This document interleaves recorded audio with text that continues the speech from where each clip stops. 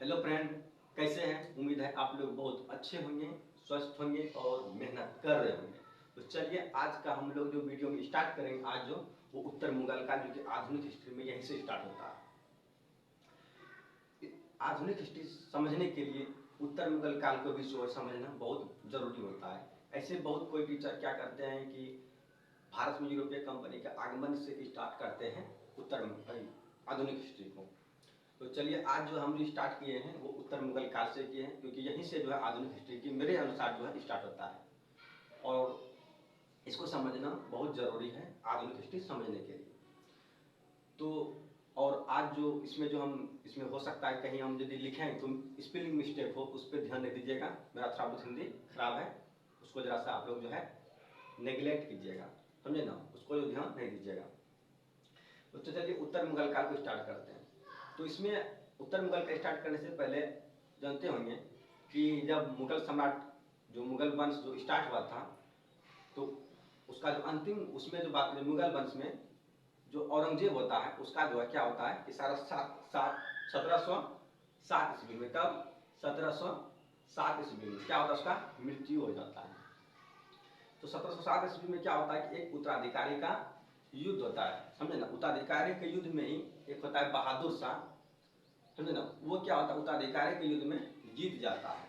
जो होता है ना उत्तराधिकारी का युद्ध, उसमें क्या होता है बहादुर शाह जीत जाता है और वो जो उत्तर मुगल काल में पहला शासक बनता है, समझे ना। कौन, क्या बोले हम लोग? तो बहादुर शाह। बहादुर शाह जो होते हैं वो जो होता है पहला शासक बनता है, ठीक है ना। बहादुर शाह जब पहला शासक बनता है तो इसको जो उत्तराधिकारी के युद्ध में एक सिख धर्म के 10वें गुरु होते हैं, इसका नाम होता है गुरु गोविंद सिंह। क्या नाम बोले? गुरु गोविंद सिंह।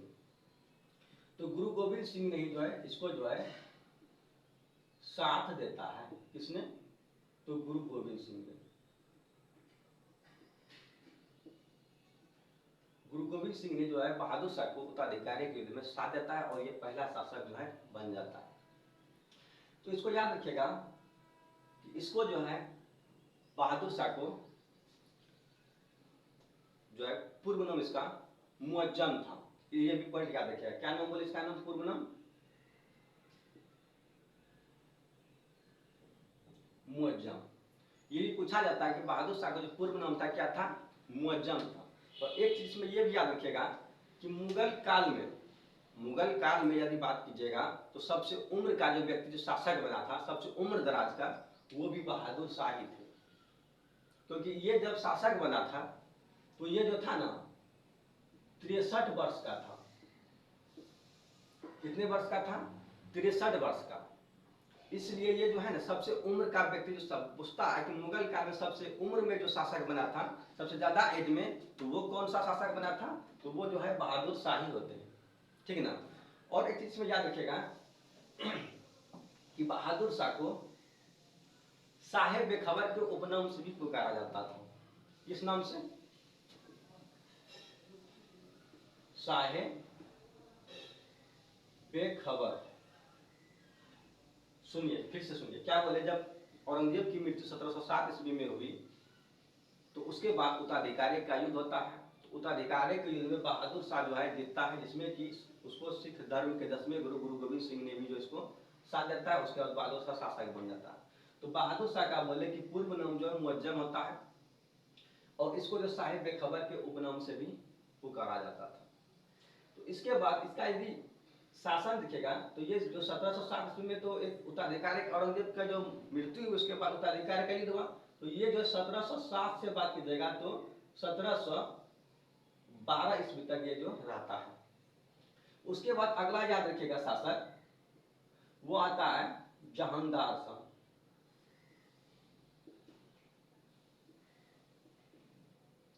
इसको देखिए दोस्तों, बहादुर शाह के बाद कौन आ गया? जहांदार शाह। ये मात्र जो है ना ये 1700 जो 12 से 1713 तक ही रहता, मात्र 1 साल रहता है, ठीक ना। ये इसको क्या कहा जाता है ना, इसको जो है ना लंपट मूर्ख भी कहा जाता है। लंपट मूर्ख भी कहा जाता है किसको? तो जहांदार शाह। लंपट मूर्ख इसलिए कहा जाता है कि ना कि ये क्या करता है कि अपना जितना भी इसका संपत्ति उत्पत्ति होता है, जागीरदार जमीन जगह होता है, वो क्या करता है कि इसने दान करना स्टार्ट कर देता है। अपने संपत्ति को जो क्या करता है दान करना स्टार्ट कर देता है। तो इसलिए इसको जो है जहानदार शाह को लंपट मूर्ख भी कहा जाता है, मूर्ख के तरह ही व्यवहार करना स्टार्ट कर देता है। तो बात कीजिएगा जहानदार शाह के बारे में, इसको क्या कहा जाने लगा, लंपट मूर्ख। और इसका तो याद रखिएगा दोस्त, एक वैश्या थी जिसका नाम जो था क्या था, लाल कुमारी।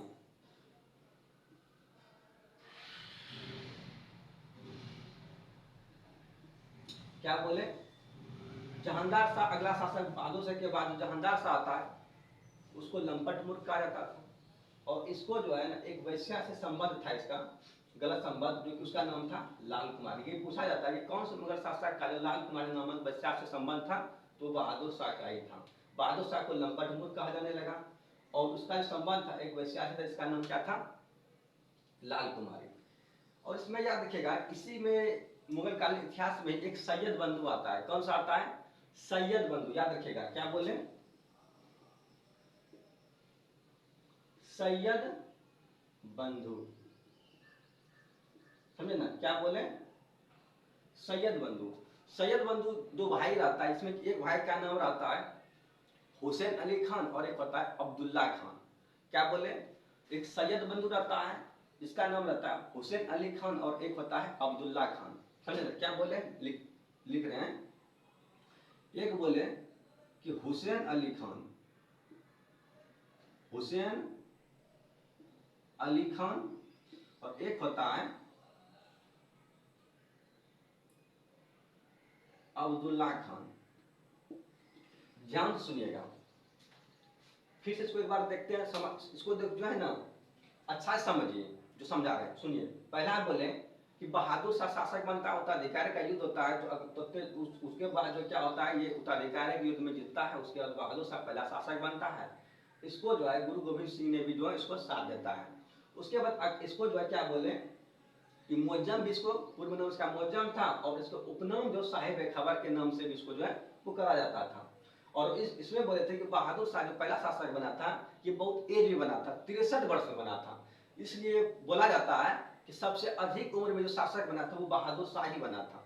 उसके बाद अगला देखें जहानदार शाह आया, तो जहानदार शाह को लंपट मूर्ख कहा गया, क्योंकि इसने क्या किया था कि अपना जागीरदार को ही जो क्या करना, दान करना स्टार्ट कर देता था। उसके बाद इसको इसका जो देखिए मात्र ये 1 साल रहता है। उसके बाद इसमें मुगल कालीन इतिहास में ही बोले एक सैयद बंधु आता है, तो उसका जिसमें एक सैयद बंधु दो भाई रहता है, उसमें एक का नाम होता है हुसैन अली खान, एक होता है अब्दुल्ला खान। तो इसको जो है निरीप निर्माता कहा जाता है। अब क्यों कहा जाता है अभी आप लोग को समझ में आ जाएगा, समझे ना, कि सैयद बंधु को निरीप निर्माता क्यों कहा जाता है। निरीप मतलब होता है राजा, समझे ना। ये क्या करते हैं कि इसको जो है जहानदार शाह को मार देता है और अगला शासक फर्रुखसियर को बनाता है। बात को समझिएगा क्या हम बोल रहे हैं। हम बोले कि सैयद बंधु था, दो भाई था हुसैन अली खान अब्दुल्ला खान, इसको निरीप निर्माता कहा जाता था। इसको क्या कहा जाता था, तो निरीप निर्माता या राजा को बनाने वाला, निरीप निर्माता, याद रखेगा। इसको क्या कहा जाता था, सैयद बंधु को निरीप निर्माता, निरीप निर्माता कहा जाता था। और अभी हम बोले कि आप लोगों को खुद समझ में आएगा कि इसको निरीप निर्माता कहा क्यों जाता था। हम क्या बोले कि सैयद बंधु ने क्या करता है कि जहानदार शाह को क्या करता है, मार देता है और अगला शासक किसको बनाता है, तो फर्रुखसियर को बनाता है। किसको बनाता है, तो फर्रुखसियर को बनाता है। अगला शासक जो बनता है ये क्या करते हैं, हम क्या बोले कि सैयद बंधु ने किसको मारता है, इसने क्या करता है ना, इसने जहानदार शाह को क्या करते हैं,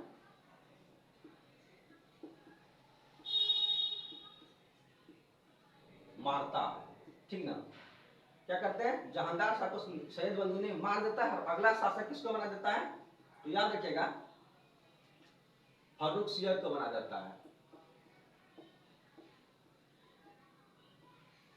सुनिएगा, हम बोले बहादुर शाह आया, उसके बाद आ गया जहानदार शाह। बहादुर शाह को साहिब खबर मुअज्जम, इसका पूर्व नाम मुअज्जम था, उसका क्या बोले साहिब खबर के उपनाम से पुकारा जाता था। उसके बाद बोले आया जहानदार शाह, उसको लंपट मूर्ख कहा गया। और इसी के साथ में एक सैयद बंधु रहता है जिसका नाम हुसैन अली खान और अब्दुल्ला खान है, दोनों भाई का। इसने क्या करते हैं, जहांदार शाह को जो है मार देते हैं, अगला शासक किसको बना देते हैं, तो वो बना देते हैं फारुख सियर को। फारुख सियर का देखिएगा काल, तो इसका जो है 1713 से लेकर के 1719 तक रहता है, समझे ना। क्या होता है इसका काल, 1713 से 1719 तक रहता है, समझे ना। इसको बनाया कौन, राजा, तो सैयद बंधु ने। किसको मार के, तो जहांदार शाह को। तो इसमें देखिएगा कि फर्रुख सियर क्या क्या कायर का काम किया। किसका काम किया, कायर का काम किया, कि इसको जो जहांदार शाह को सैयद बंधु की तरह मरवा दिया, क्या बोलिए, ये मार दिया। इसको फर्रुख सियर को क्या कहा जाएगा, तो कायर की तरह काम किया ना, तो इसीलिए जो है फर्रुख सियर को क्या कहा जाता है। देखिए, सैयद बंधु ने हुसैन अली खान अब्दुल्ला खान के द्वारा जो है, जो सैयद बंधु हुसैन अली खान अब्दुल्ला खान था, इसके द्वारा क्या क्या किया, जहांदार शाह को मरवा दिया। इसलिए इसने काम क्या किया, कायर की तरह काम किया। इसीलिए जो है इसको क्या कहा जाता है, घृणित कायर कहा जाता है। क्यों कहा गया कायर, जाने समझ गए ना। इसने जो है सैयद बंधु के द्वारा जहांदार शाह को मरवा दिया, बोले जा उसको सैयद बंधु ने ही मार दिया, उसके बाद ने इसको राजा बनाया। ये अपने जो है क्षमता के बल पे तो बना नहीं। तो इसीलिए जो है फर्रुख सियर को घृणित कायर कहा जाता है, याद रखिएगा। ये पूछा जाता है, इसको क्या कहा जाता है, घृणित कायर कहा जाता है। ये डायरेक्ट क्वेश्चन पूछता है कि किस मुगल शासक को जो है घृणित कायर कहा जाता है, तो याद रखिएगा वो फर्रुख सियर को कहा जाता है। तो इसमें देखिएगा कि फर्रुख सियर के शासनकाल में एक अच्छा घटना होता है। अच्छा घटना नहीं, उसको जो ही बोलिए, एक भारत के लिए खराब ही घटना था। तो इसी के शासनकाल में देखिए दौर चल रहा है 1713 से 1719, यहाँ अंग्रेज आ चुका है। हम इसीलिए बोले थे कि आधुनिक इतिहास को समझने के लिए उत्तर मुगल काल समझना बहुत जरूरी है। जब फर्रुख सियर था तो 1713 से 1719 तक इसका शासनकाल है। इसमें एक याद रखिएगा दोस्त कि 1715 ईस्वी में, क्या बोले, 1715 ईस्वी में एक शिष्टमंडल, क्या बोले, एक शिष्टमंडल जॉन सुरमन के नेतृत्व में, याद रखिएगा, जॉन सुरमन के नेतृत्व में क्या होता है, एक शिष्टमंडल आता है। क्या आता है, एक शिष्टमंडल आता है। कहां, तो भारत। देखिए 1715 ईस्वी में जॉन सुरमन के नेतृत्व में एक शिष्टमंडल भारत आता है। वही शिष्टमंडल, बात कीजिएगा कि 1717 ईस्वी में 15 में आया एक जॉन सुरमन की। ये पूछा जाता है, याद रखिएगा दोस्तों कि एक 1715, यहाँ इसका दौर कितना शासन काल है फर्रुख सियर का, 1713 से 1719। इस जगह ध्यान समझिएगा, क्या बोले कि फर्रुख सियर का शासन काल 1713 से 1719 है। इसी को घृणित कायर कहा गया। तो इसी के काल में 1715 ईस्वी में जो है एक जॉन सुरमन के नेतृत्व में एक शिष्टमंडल भारत आता है 1715 ईस्वी में। उसके बाद 1717 ईस्वी में क्या होता है, ये फर्रुख सियर के दरबार में आता है। ये जो है फर्रुख सियर के दरबार में आता है। कौन, तो यही शिष्टमंडल। तो जब इसी शिष्टमंडल का एक डॉक्टर रहता है, उसका नाम रहता है विलियम हैमिल्टन। क्या नाम रहता है, विलियम हैमिल्टन। इसी शिष्टमंडल का एक डॉक्टर रहता है, इसका नाम रहता है विलियम हैमिल्टन। विलियम, इसको अच्छा लिखते हैं, सुनिए यहां देखिए, क्या नाम रहता है, विलियम, या इसको डायरेक्ट हैमिल्टन याद रखिए ना, हैमिल्टन, ठीक ना। फिर सुनिए इसी का चार नाम आ चुका है, जैसा नाम पे अनपटा टाइप का है, सुनिएगा। हम बोले कि 1715 ईस्वी में जॉन सुरमन के नेतृत्व में एक शिष्टमंडल आता है, और उस शिष्टमंडल में एक डॉक्टर रहता है, इसका नाम रहता है हैमिल्टन। जब ये इस टाइम में, जब फर्रुख सियर के दरबार में 1717 ईस्वी में ये शिष्टमंडल आता है, तो उस टाइम में क्या होता है, फर्रुख सियर एक जानलेवा बीमारी से जो है ये पीड़ित रहता है। कौन, फर्रुख सियर। तो फर्रुखसियर जो है 1717 ईस्वी के दौर में एक जानलेवा घाव बोलिए, बीमारी जो भी बोलिए, उस टाइम में ये उससे पीड़ित रहता है। तो 1715 ईस्वी में जॉन सुमन का शिष्टमंडल आता है, उसमें एक हैमिल्टन नामक डॉक्टर रहता है, और 1717 ईस्वी में जो है फर्रुखसियर के दरबार में जाता है, तो देखता है कि फर्रुखसियर जो है एक बीमारी से जो है वो पीड़ित है। तो फर्रुखसियर को क्या करता है कि हैमिल्टन ने जो है उस रोग से इसको जो है छुटकारा दिलवा देता है, इलाज कर देता है। तो इससे क्या होता है कि फर्रुखसियर जो है खुश होकर के इसको जो है ब्रिटिश ईस्ट इंडिया कंपनी को, कंपनी जो ब्रिटिश ईस्ट इंडिया कंपनी होता है उसको जो अधिकार दे देता है कि आप जो है यहाँ व्यापार कर सकते हैं, मतलब उसको जो है ना यहाँ तक कि उसको जो है छूट दे देता है, समझे ना। अब उस टाइम में इसी जो यही अधिकार पत्र ये दे देता है, समझे ना। इसने क्या करता है कि ब्रिटिश ईस्ट इंडिया कंपनी, लिखे ना, ईस्ट इंडिया कंपनी को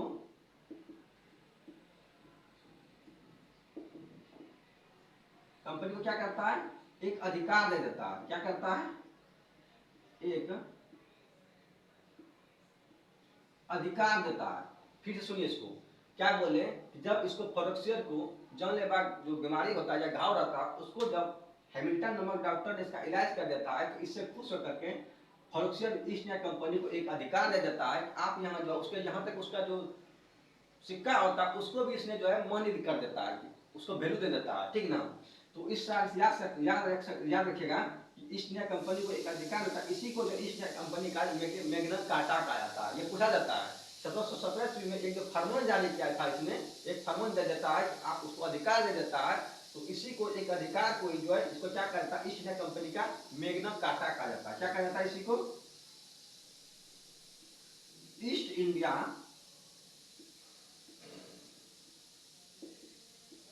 कंपनी का जो है क्या कहा जाता है, मैग्ना कार्टा कहा जाता है। ये डायरेक्ट क्वेश्चन पूछा जाता है इस जगह कि कब ये फरमान जारी करता है, ये डेट पूछा जाता है 1717 में। फर्रुखसियर ने जब उसको जो है जानलेवा बीमारी से जब उसको छुटकारा दिलवा देता है हैमिल्टन नामक डॉक्टर ने, तो उससे खुश होकर के जो है फर्रुखसियर ने ईस्ट इंडिया कंपनी को एक अधिकार देता है। उस अधिकार को क्या कहा जाने लगा, ईस्ट इंडिया कंपनी का मैग्ना कार्टा कहा जाता है। तो उसके बाद देखिएगा, तो अगला इसको मिटाते हैं,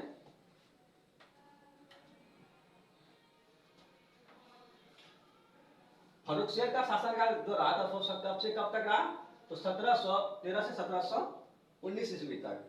तो इसमें देखिएगा इसके बाद दो शासक और आता है, रफी उद दौला और रफी उद दरजाद, समझे ना। वो दोनों इतना इंपॉर्टेंट रहता नहीं है, उसको बीच है ना, तो क्या बोले, रफी उद दौला और एक होता है रफी उद दरजाद, समझे ना। ये क्या आता है, ये एक मतलब देखिए 1717 1719 तक इसी में मतलब 1 2 महीने 3 महीने करके जो रहा है। और ये क्या होता है ना कि इसको भी किसने बनाया था, तो निर्माता जो सैयद बंधु था उसी इसको बनाया था। तो इसको भी जब जब इसका मृत्यु होता है 1719 ईस्वी में, इसका फर्रुखसियर का, इसको भी क्या करता है ना, रफी उद दरजाद को बनाता है, रफी उद दौला को, उसके बाद रफी उद दरजाद को, ये इसको बनाता है। तो ये भी थोड़ा देर में इसकी मृत्यु हो जाती है, किसका, तो रफी उद दौला का। और उसके बाद रफी उद दरजाद जो बनता है इसका भी थोड़ा दिन में मृत्यु हो जाता है, समझे ना। देखिए फिर से इसको सुनिए, कौन कौन सा बना, पहले बना कौन, बहादुर शाह बना, उसके बाद जहांदार शाह बना, उसके बाद फर्रुखसियर बना। बहादुर शाह को क्या कहा गया था, साहेब खबर, और उसके बाद जहांदार शाह को लंपट मूर्ख, और फर्रुखसियर को घृणित कायर। उसके बाद देखिए रफी उद दरजाद, रफी उद दौला, उसके बाद रफी उद दरजाद, ये दोनों थोड़ा दिन के लिए ही बना। अब देखिए आप लोग को समझ में आया एक चीज कि इसको निरीक्त निर्माता क्यों कहा गया। इसने देखिए क्या किया, जहांदार शाह को मारा, उसके बाद बना दिया फर्रुखसियर को। फर्रुखसियर के बाद इसको भी सैयद बंधु नहीं बनाया था, और इसको भी जो है रफी दरजाद को भी सैयद बंधु ने बनाया था। इसलिए का काम इसी तरह था कि किसी राजा को मार देना, उसके बाद अगला राजा को बनाना। तो इसीलिए जो है सैयद बंधु को क्या कहा गया, निरीक्त निर्माता कहा गया, ठीक ना। क्या कहा गया, तो निरीक्त निर्माता कहा गया। तो उसके बाद नेक्स्ट देखिएगा, जब ये होता है तो अगला आता है, वो आता है मुहम्मद शाह, जो कि बहुत इंपॉर्टेंट होता है। इसका क्वेश्चन पूछा भी बहुत जाता है, क्या बोले, मुहम्मद मोहम्मद शाह। मोहम्मद शाह का देखिएगा इसका शासन, देखिए हम किसी का उतना टेन्यूर याद करने नहीं बोलेंगे, लेकिन मोहम्मद शाह का शासनकाल याद रखिएगा तो बहुत काम देगा आपको। तो मोहम्मद शाह का शासनकाल देखिएगा ना, तो मोहम्मद शाह का शासनकाल है 1719 से लेकर के 1748 तक रहता है। इसमें बहुत सारा घटना होता है, इसीलिए जो है हम बोल रहे हैं इसका कम से कम ना शासनकाल याद रख लीजिए। डायरेक्ट पूछता है कि ये घटना किसके शासनकाल में हुआ है, तो इसीलिए जो है कम से कम मोहम्मद शाह का जो है शासनकाल याद रख लीजिएगा, बहुत अच्छा रहेगा। इसमें देखिए दोस्त क्या होता है कि मोहम्मद शाह के शासनकाल में बहुत सारे घटना होते हैं। सबसे पहले हम क्या बोले कि मोहम्मद शाह का शासनकाल देखिए 1719 से लेकर के 1748 तक इसका शासनकाल रहता है। तो इसमें देखिएगा कि क्या होता है कि इसके शासनकाल में बहुत सारे घटना होता है, लेकिन इस घटना को पढ़ने से पहले इसके बारे में थोड़ा बहुत हम लोग जान लेते हैं। देखिए मोहम्मद शाह को जो है ना रंगीला बादशाह कहा जाता था। क्या कहा जाता था इसको? रंगीला बादशाह। इसको जो है रंगीला बादशाह कहा जाता था। देखिए अब इसको रंगीला बादशाह क्यों कहा जाता था? तो ये जो है इतना योग्य था नहीं, फिर भी इसको रंगीला बादशाह इसलिए कहा जाता था कि इसको जो है नाच गाना या जानवरों की लड़ाई इस सब को देखने में ये जो है ना ज्यादा समय व्यतीत करता था, इसीलिए इसको जो है ना रंगीला के तरह था, मौज मस्ती करता, एक प्रकार कहते हैं ना मस्ती में, उसी मस्ती में ज्यादा अपना समय बिताता था, इसीलिए इसको रंगीला बादशाह भी कहा जाता था। समझे ना, इसको क्या कहा जाता था? रंगीला बादशाह कहा जाता था।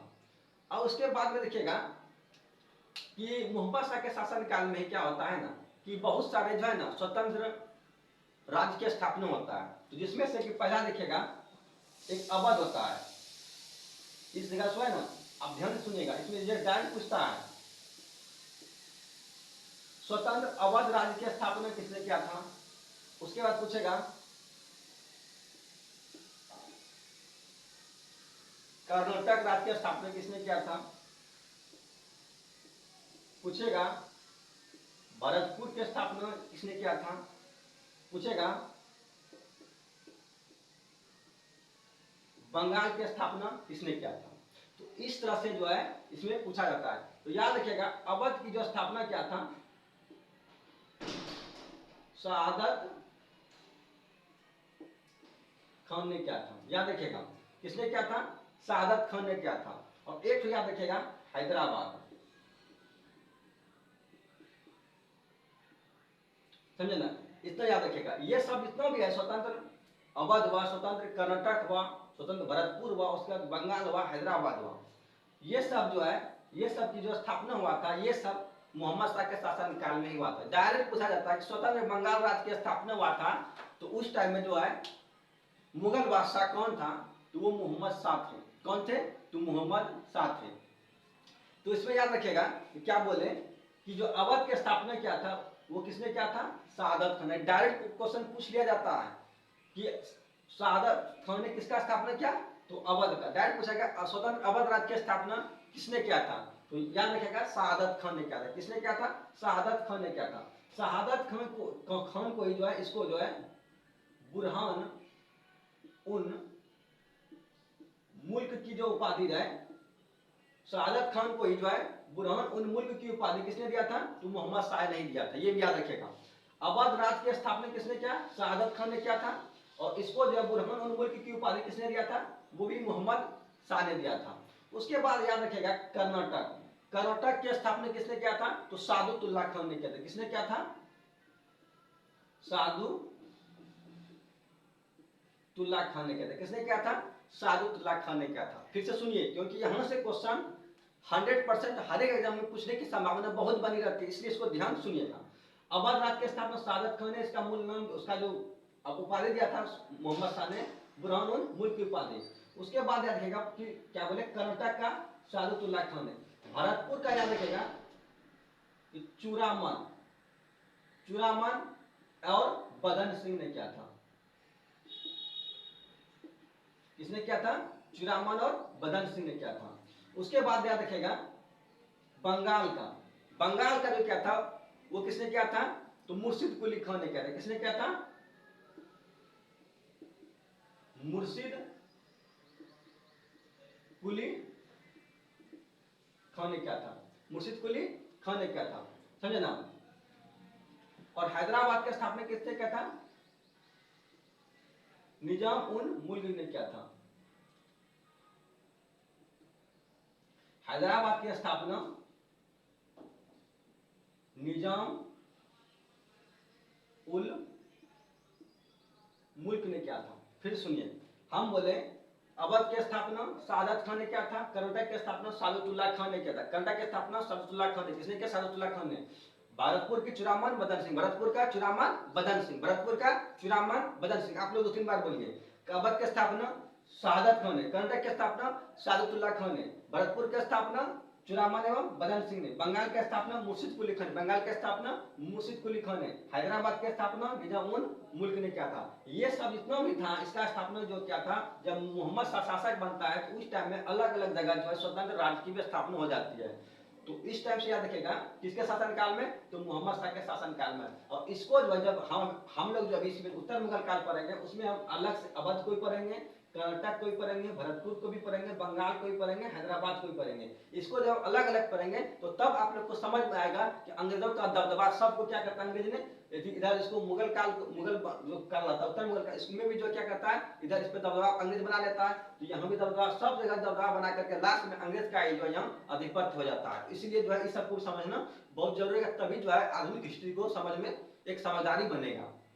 तो हम क्या बोले कि मोहम्मद शाह के शासनकाल में जो है इतना जो है स्वतंत्र राज्य की जो है स्थापना होता है। इतना देख लिए। उसके बाद याद रखेगा दोस्त, इसी के अगला में क्या होता है, इसमें अगला में घटना, महत्वपूर्ण घटना होता है जो कि याद रखने वाली बहुत अच्छा, इससे क्वेश्चन जो है हर एग्जाम में पूछा भी जाता है। अगला जो देखिएगा वो क्या होता है कि 1739 ईस्वी का दौर चलता है, समझे ना। 1739 ईस्वी का एक दौर चलता है जिसमें से कि एक नाम सुने होंगे, ईरान का शासक होता है, समझे ना, नादिर शाह।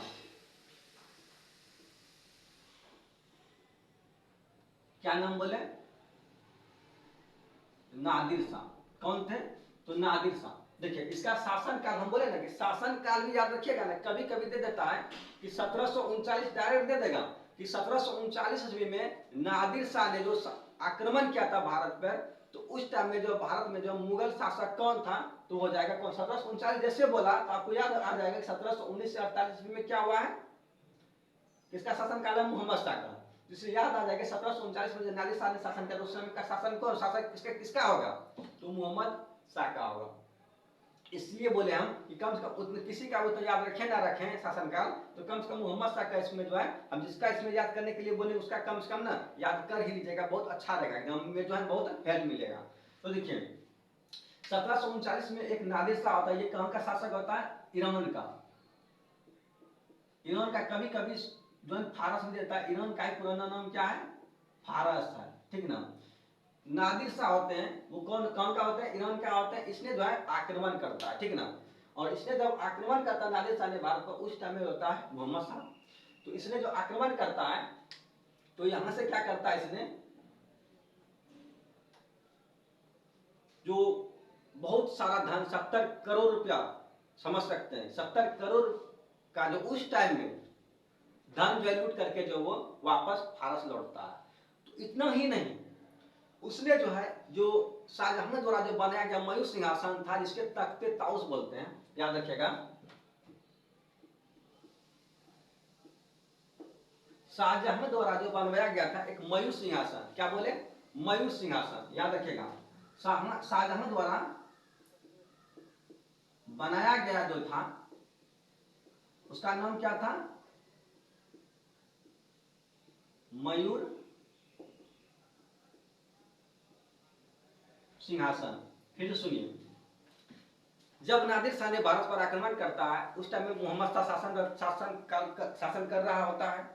तो जब नादिर शाह जो है आक्रमण किया तो उस टाइम में शाह उसने बहुत सारा धन लूटता है, यहाँ तक 70 करोड़ रुपया भी लेकर के जो यहाँ से वो फारस लौटता है। तो शाहजहां द्वारा इतना ही नहीं, वो हन जो लूट के जाता है, शाहजहां द्वारा जो बनाया गया एक मयूर सिंहासन रहता है, इसको जो है तख्ते ताउस बोलते हैं, तख्ते ताउस। इसको भी जो यहाँ से लेकर के जो ये फारस चला जाता है। इस समय अब इसमें क्वेश्चन एक पूछा जाता है कि तख्ते ताउस या मयूर सिंहासन को किसने लूट के गया? तो नादिर शाह ने। कहाँ का शासक था? तो नादिर शाह ईरान या फारस का। तो कब क्या था? 1739 में। किसके शासनकाल में क्या था? तो मोहम्मद शाह के शासनकाल में। अब इसमें यह पूछा जाता है कि मयूर सिंहासन या तख्ते ताउस पर बैठने वाला अंतिम शासक कौन था? ये डायरेक्ट क्वेश्चन पूछा जाता। अब आप लोग बताइए कि इस समय यदि आप लोग देख लिए, हमको बोलने की जरूरी है उस टाइम मुगल शासक कौन था? तो याद में आप लोग इतना ध्यान में रखिएगा कि जब तख्ते ताउस जब उस समय शासन कर रहा था मोहम्मद शाह, तो अंतिम मुगल शासक कौन होगा तख्ते ताउस पर बैठने वाला? तो मोहम्मद शाह ही होगा। तो याद रखिएगा जो अंतिम मुगल शासक था, अंतिम मुगल शासक जो तख्ते ताउस पर बैठा था वो कौन था? तो अंतिम मुगल शासक जो तख्ते ताउस पर बैठा, जो मयूर सिंहासन लिखते हैं, मयूर सिंहासन पर बैठा वो कौन था? वो जो है कौन था? तो वो हो जाएगा मोहम्मद शाह। यहां से डायरेक्ट पूछा जाता है, इसको याद रखिएगा, सुनिए ना। क्या बोले कि तख्ते ताउस पर बैठने वाला अंतिम मुगल शासक कौन हो जाएगा? तो वो हो जाएगा आपका मोहम्मद शाह। याद रखिएगा कौन हो जाएगा?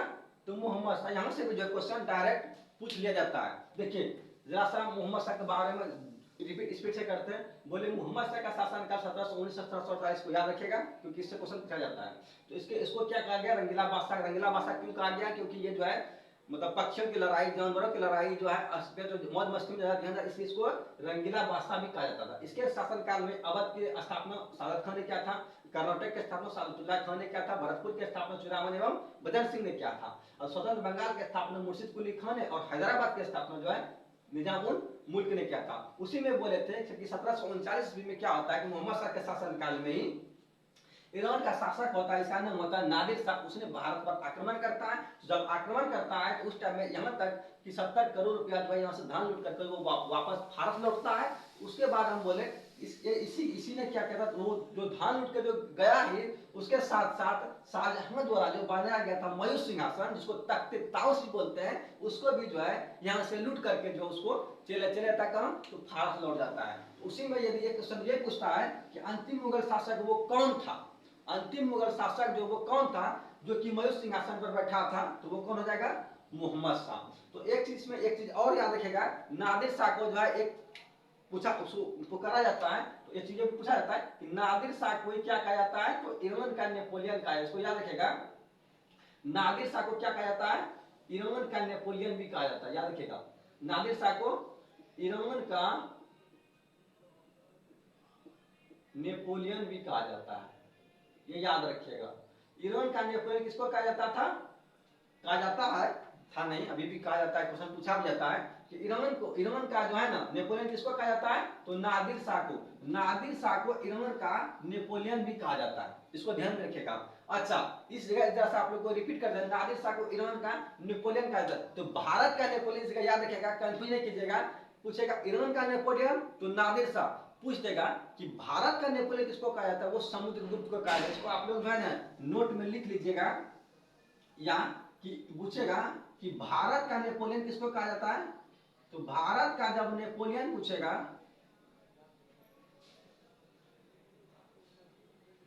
तो भारत का नेपोलियन किसको कहा जाता है? तो याद रखिएगा समुद्रगुप्त को।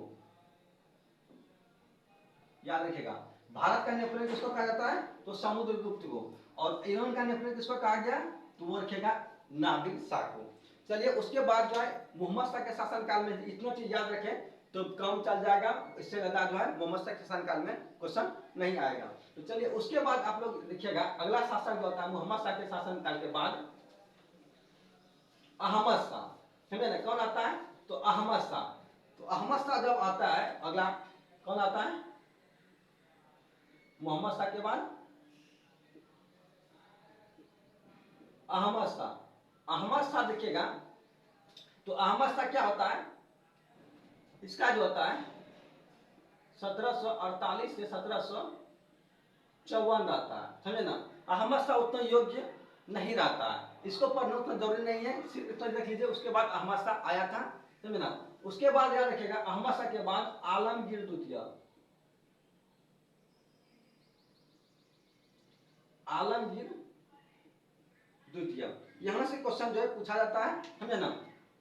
क्या बोले, अहमद शाह को जो है उतना ध्यान में नहीं रखिएगा, हम बोले उसके बाद आता है आलमगीर द्वितीय। तो आलमगीर द्वितीय का जो शासन काल रहता है दोस्तों, उसको ध्यान में रखिएगा, क्योंकि आलमगीर द्वितीय का फिर शासन काल जो है ना, याद रखिएगा, बहुत काम देगा। देखिए, आलमगीर द्वितीय का जो शासन काल रहता है, तो वो रहता है 1754 से 1759 ईस्वी तक। कब तक रहता है, आलमगीर द्वितीय का शासन काल होता है 1754 से 1759 ईस्वी तक। इसमें सिर्फ एक घटना आप लोग याद रखिएगा, आप लोग भी भली भांति से होंगे परिचित। तो देखिए, इसमें एक घटना होता है 1757 ईस्वी का प्लासी का युद्ध। कौन सा युद्ध बोले, 1717 ईस्वी में, जो 1757 ईस्वी में जो होता है वो कौन सा युद्ध होता है, याद रखिएगा, प्लासी का युद्ध।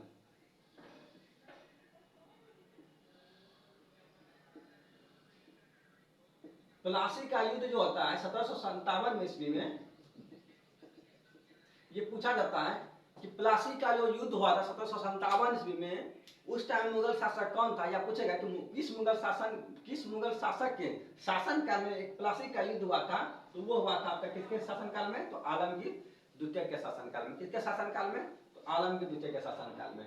तो ये क्वेश्चन पूछा जाता है। उसके बाद याद रखिएगा, आलमगीर द्वितीय के बाद में अगला चीज याद, अगला इसमें इतना ही, आलमगीर द्वितीय के शासनकाल में सिर्फ इतना याद रखिए। और प्लासी का युद्ध जो होता है, जानबे करते हैं कि बंगाल का जो नवाब होता है सिराजुद्दौला, और उसके बाद अंग्रेज सेना जो होता है लॉर्ड क्लाइव, ये दोनों के बीच में होता है। इसमें की जो है प्लासी के युद्ध में सिराजुद्दौला का जो है मृत्यु हो जाता है, और जो है अंग्रेज का सेनापति था लॉर्ड क्लाइव, उसका जो है जीत होता है। उसको भी इसमें डिटेल में नहीं जाएंगे, इतना समझिए कि प्लासी का युद्ध जो है 1757 ईस्वी में आलमगीर द्वितीय के शासनकाल में होता है। उसके बाद याद रखिएगा, आलमगीर द्वितीय के बाद में आता है शाह आलम द्वितीय।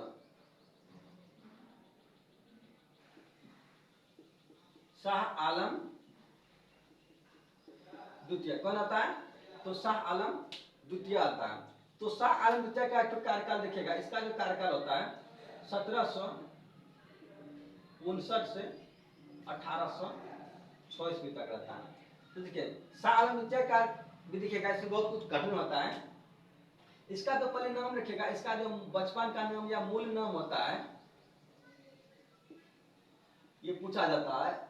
इसका जो मूल नाम था, इसको जो है अली गौहर भी कहा जाता है, अली गौहर। ये डायरेक्ट क्वेश्चन पूछा जाता है, अली गौहर जो किसका नाम है, तो शाह आलम द्वितीय का ही अली गौहर भी नाम है, ठीक है ना। शाह आलम द्वितीय का क्या नाम है, अली गौहर भी है, ठीक है। इसको जो है आप लोग ध्यान में रखिएगा। तो देखिए, मुगल मूल नाम, इसका नाम क्या था, अली गौहर, किसका, तो शाह आलम द्वितीय का। अब देखिए जरा सा आप लोग ध्यान से रखिएगा, इसमें हमको कुछ बताना ही नहीं पड़ेगा, सिर्फ आपको बोलेंगे ना कि इसका सिर्फ याद रहेगा कि 1759 से 1806 तक कौन है, तो शाह आलम द्वितीय है। इसमें देखिएगा एक आपका युद्ध होगा बॉडीवाश का युद्ध। बॉडीवाश का जो युद्ध होता है वो कब होता है, तो 1760 में। और एक तो होता है बक्सर का युद्ध।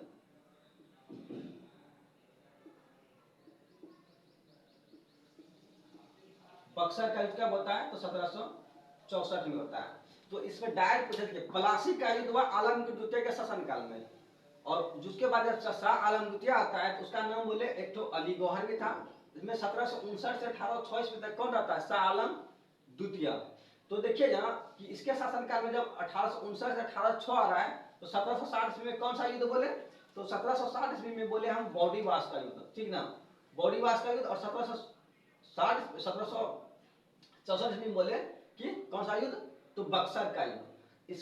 इस युद्ध को और चर्चा करेंगे जब यूरोपीय कंपनी जो है का आगमन भारत में पढ़ेंगे तो उसमें हम बॉडीवास का युद्ध, बक्सर का युद्ध को और जो है डिटेल से चर्चा करेंगे। इतना सिर्फ इसमें खाली सुन लीजिए कि बॉडीवास का युद्ध 1760 में फ्रांसीसी कंपनी और ब्रिटिश ईस्ट इंडिया कंपनी के बीच होता है।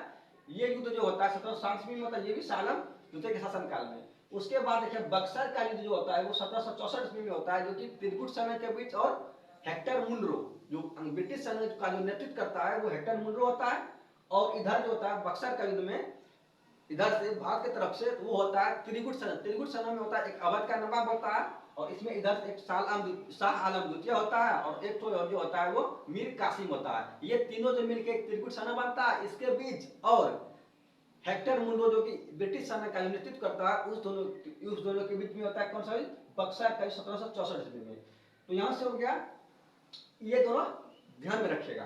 तो अगला फिर देखिएगा इसमें क्या होता है कि इसका 1886 में जो होता है इसका क्या होता है, मृत्यु हो जाता है। इसका जो है मृत्यु याद रखिएगा, इसका जो है मृत्यु 1806 में। कब? तो 1806 में हो जाता है। इसको जो मारता है वो कौन मारता है? गुलाम कादिर खान ने मारता है। तो ये पूछा जाता है गुलाम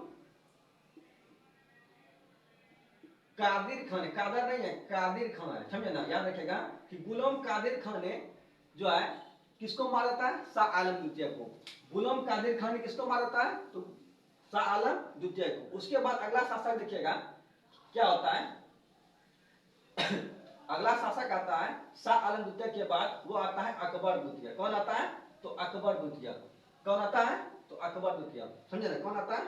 तो शाह आलम द्वितीय के बाद आता है अगला शासक, वो आता है आपका अकबर द्वितीय। याद रखिएगा अकबर द्वितीय। अकबर द्वितीय का शासनकाल देखिएगा, इसका हम जो बोले हैं एक तो शाह आलम द्वितीय का शासनकाल याद रख लीजिएगा, उसके बाद आलमगीर द्वितीय का, एक तो मोहम्मद शाह का। उसके बाद हम अकबर द्वितीय का शासनकाल याद करने हम नहीं बोले, ऐसे हम लिख रहे हैं। इसका शासनकाल होता है 1806 से लेकर के 1837 ईस्वी तक। कब तक होता है? 1806 से लेकर के 1837 ईस्वी तक। इसका सिर्फ एक घटना याद रखिएगा कि इसमें क्या होता है अकबर के, इसने राजा राम मोहन राय को, याद रखिएगा ये क्वेश्चन पूछा जाता है कि राजा राम मोहन राय को राजा की उपाधि जो है अकबर द्वितीय नहीं देता। ये क्वेश्चन पूछा जाता है। इसमें सिर्फ अकबर द्वितीय का एक याद रखिएगा, अकबर द्वितीय ने जो है राजा राम मोहन राय को राजा की उपाधि दिया था। ये इसमें याद रखिएगा, अकबर द्वितीय का इतना ही याद रखिएगा, बस इससे कम चल जाएगा। उसके बाद याद रहेगा कि अकबर द्वितीय के बाद में जो आता है वो कौन आता है? बहादुर शाह जफर बोलिए, बहादुर शाह द्वितीय, जो कि अंतिम शासक होता है मुगल वंश का। बहादुर शाह द्वितीय बोलिए, या इसको जफर भी दे दीजिएगा, बहादुर शाह जफर तो चलेगा, या द्वितीय दीजिएगा या जफर, दोनों नहीं देना है, हम ब्रैकेट में लिखे हैं। तो बहादुर शाह द्वितीय बोलिए या बहादुर शाह जफर बोलिए। ये नहीं कि बहादुर शाह द्वितीय जफर नहीं बोलना है, बहादुर शाह द्वितीय या बहादुर शाह जफर एक ही बोलना है। तो बहादुर शाह द्वितीय का क्या होता है? इसका क्या होता है 1837 से लेकर के जो है 57 तक ये रहता है, समझे ना। क्या कब तक रहता है? 1837 से 1857 ईस्वी तक इसका शासनकाल रहता है, समझे ना। तो देखिए इसमें क्या होता है कि बहादुर शाह जफर जो द्वितीय होता है, इसने इसको जफर क्यों कहा जाता है जानते हैं? इसने कविता सब जो है रचना ज्यादा करता था, इसलिए इसको जफर कहा जाता है। कविता हुआ, कहानी, वही सब का इसमें ज्यादा शौक था, इसलिए इसका भी जो है रचना बहुत करता था, इसलिए इसको बहादुर शाह को जफर भी कहा जाता था। इसलिए बहादुर शाह द्वितीय बोलिए, बहादुर जफर, कोई इसमें जो है गलत नहीं है, समझे ना। ये सब हो गया। उसके बाद देखिएगा कि बहादुर शाह को क्या कहा गया? बहादुर शाह द्वितीय या जफर। इसको शासनकाल 1857 सॉरी हाँ 1837 से 1857 ईस्वी तक इसका शासनकाल। ये जो होता है ना अंतिम मुगल शासक होता है, अंतिम मुगल शासक पूछता है कि अंतिम मुगल शासक कौन था? तो बहादुर शाह द्वितीय या बहादुर शाह जफर। तो देखिए बहादुर शाह जफर का क्या होता है ना कि जब 1857 ईस्वी की क्रांति होती है तो उसमें क्या होता है, इसने जो है उसमें जो है दिल्ली से भाग लेता है, समझे ना। तो दिल्ली से जब इससे भाग लेता है, इसको क्या करता है, हुमायूं के मकबरा के बगल में इसको जो है क्या करता है, दिल्ली में अंग्रेजों के द्वारा इसको पकड़ लिया जाता है। इसको क्या करता है, अंग्रेजों के द्वारा इसको क्या करता है, हुमायूं, याद रखिएगा, हुमायूं का जो मकबरा है, ये पूछा जाता है कहां पकड़ा, हुमायूं का जो मकबरा है, हुमायूं का मकबरा, वहीं पर इसको क्या करता है कि पकड़ लिया जाता है। कहां पर, तो याद रखिएगा दिल्ली में। किसके द्वारा, अंग्रेजों के द्वारा। इसने क्या करता है 1857 की क्रांति में दिल्ली से भाग लेता है। तो इसको जो है भाग लेने के कारण ही इसको जो है बहादुर शाह को क्या करता है कि दिल्ली में हुमायूं के मकबरा के बगल में ही जो है अंग्रेजों के द्वारा इसको पकड़ लिया जाता है और इसको जो है क्या करता है निर्वासित जीवन जीने के लिए जो है इसको कहां भेज दिया जाता है, तो रंगून भेज दिया जाता है। याद रखिएगा कहां भेज दिया जाता है, तो रंगून, जो कि म्यांमार में पड़ता है। समझे ना। पूछा जाता है कि बहादुर शाह जफर को कहां पकड़ा था अंग्रेजों ने, तो हुमायूं के मकबरा के बगल में दिल्ली पकड़ा था। उसके बाद इसको कहां भेज दिया गया था, तो म्यांमार रंगून भेज दिया गया था। तो अंतिम मुगल शासक कौन हुआ, तो बहादुर शाह द्वितीय। तो यहाँ जब इसका जब अंतिम मुगल शासक इसको जब भेज दिया जाता है, तो इसी टाइम में क्या होता है 1858 ईस्वी से, याद रखिएगा कि 1858 ईस्वी से क्या होता है कि 1858 ईस्वी से क्या होता है कि मुगल जो था, मुगल वंश अंतिम रूप से जो है यहाँ से खत्म होता है। समझे ना। मुगल वंश यहाँ से क्या होता है, मुगल साम्राज्य का जो है समाप्त होता है। मुगल साम्राज्य का क्या होता है, यहाँ से समाप्त हो जाता है। तो इस जगह से मुगल साम्राज्य 1858 में क्या होता है, मुगल साम्राज्य का जो पद है क्या हो जाता है, समाप्त हो जाता है। तो सुनिए यहाँ से जो है अब उत्तर मुगल का जो है समाप्त होता है। तो इसमें जो हम जो लिए थे अभी कि इसमें जो बीच में आया था कर्नाटक था, कर्नाटक स्वतंत्र कर्नाटक राज्य था, स्वतंत्र बंगाल राज्य था ना। उस तरह से जो है इसमें जो है यहाँ तक जब समझे कि अंग्रेजों ने अंतिम रूप से किसको, मुगल वंश को समाप्त किया, तो उसी आपकी यहाँ दबदबा किसका होगा, तो अंग्रेज का होगा। उसी तरह से जो अवध है, हैदराबाद है, कर्नाटक है, भरतपुर है ना, तो इस तरह से उसको भी पढ़ेंगे तो उसमें भी समझ में आएगा। वहां भी जो है सब अंग्रेजों ने उसको क्या कर देता है, खदेड़ देता है, उसको भगा देता है। उसके बाद अंतिम रूप से शासन कौन करता है, अंग्रेज। तो यहाँ से जब सबको खदेड़ देगा, अंग्रेज जब शासन करेगा, तब आप लोग को समझ में आएगा मॉडर्न हिस्ट्री। इसलिए जो है ना, जैसे हम पढ़ा रहे हैं उसको ध्यान से पढ़िएगा, तो हम आप लोग को विश्वास दिलाते हैं कि मॉडर्न हिस्ट्री को समझ में जिसको नहीं भी आ रहा है उसको भी समझ में आएगा। वो हम आप लोग के साथ जो है प्रोमिस करते हैं। तो इस वीडियो में जिस तरह देखें उस तरह इसको अगला वीडियो फिर डालेंगे, उसको भी देखिएगा। समझे ना। चलिए आज इस वीडियो में इतना ही।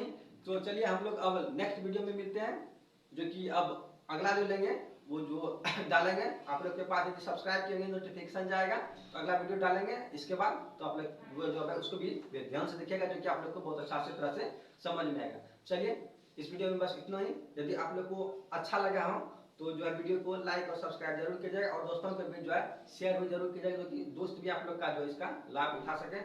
Thanks for watching.